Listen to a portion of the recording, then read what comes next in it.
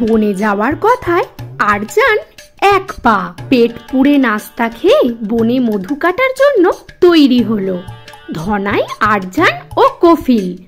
মধু কাটতে 3 জন লোক চাই।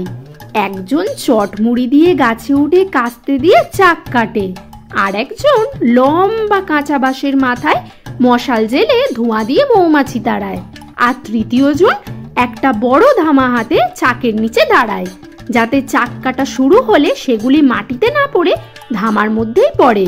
যে সে কিন্তু মৌচাক কাটতে পারে না। লোকে বলে মন্ত্র জানা চাই, মন্ত্র দিয়ে মৌমাছিকে ভুল পথে চালিত করতে হয়, তা না হলে একবার শত্রুর খোঁজ পেলে লক্ষ লক্ষ মৌমাছি ছেকে ধরে তাকে কামড়ে শেষ করে দেবে। ধনাই মন্ত্র জানে, সে নিজে তাই বলে, কিন্তু লোকে তা বিশ্বাস করে না। তারা ভাবে ধনাই মামু নাকি গুয়ার, তাই গুয়ার তুমি করেই মধু কাটে।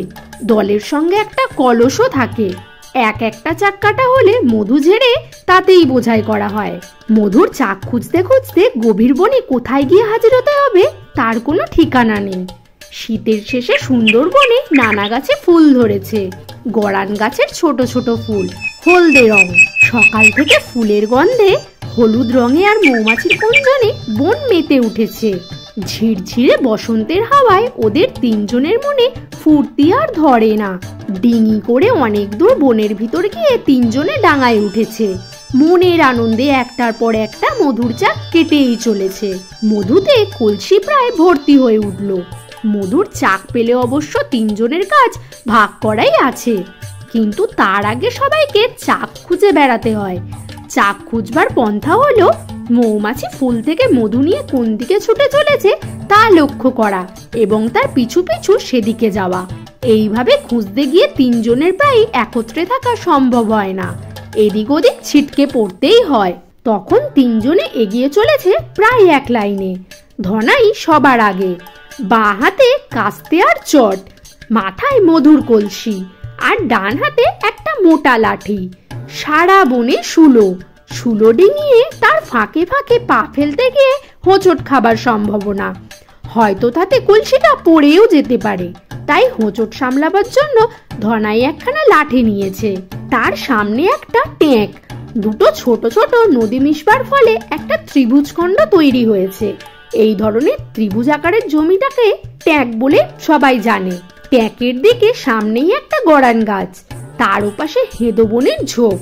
গরান গাছে মধুর চাক দেখেই ধনাই ওদের চিৎকার করে বলল, আরে আর একটা চাক পেয়েছি বলেই এবার সেই দিকে তীক্ষ্ণ দৃষ্টি দিয়ে পর মুহূর্তে বলল, না রে, এতে মধু নেই।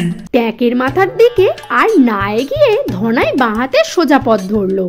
এর মাঝে কফিল ও আরজান এসে পড়েছে।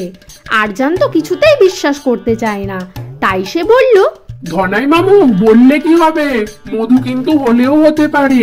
এই বলেই আরজান এক থাবা কাদা তুলে গোল করে পাকিয়ে নিয়ে ছুঁড়ে মারলো চাক লক্ষ্য করে। মাটির তাল চাকের কোণে লেগে ঝপ করে পড়লো হেদো বনের ঝোপে। মধু পড়লো না, কিন্তু সঙ্গে সঙ্গে কয়েকটা মৌমাছি ওদের দিকে তাড়া করলো। ওরা পিছনে ছুটে গিয়ে একটা ঝোপের আড়ালে পালালো।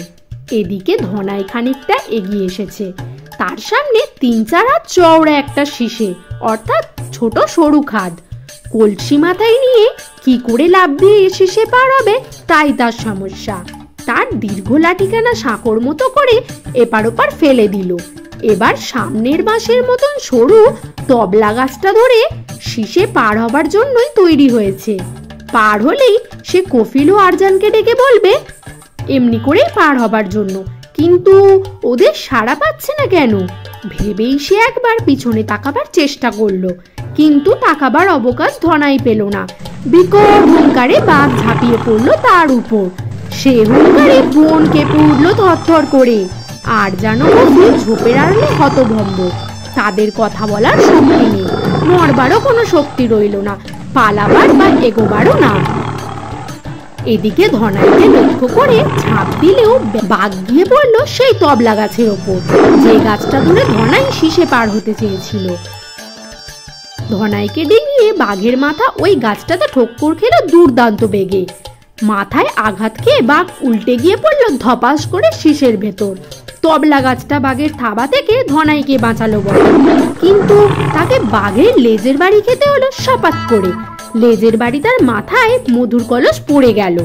বাঘও পড়ল শীষের গর্তের ভিতর, কলসও ভেঙে পড়লো তার মাথার ওপর।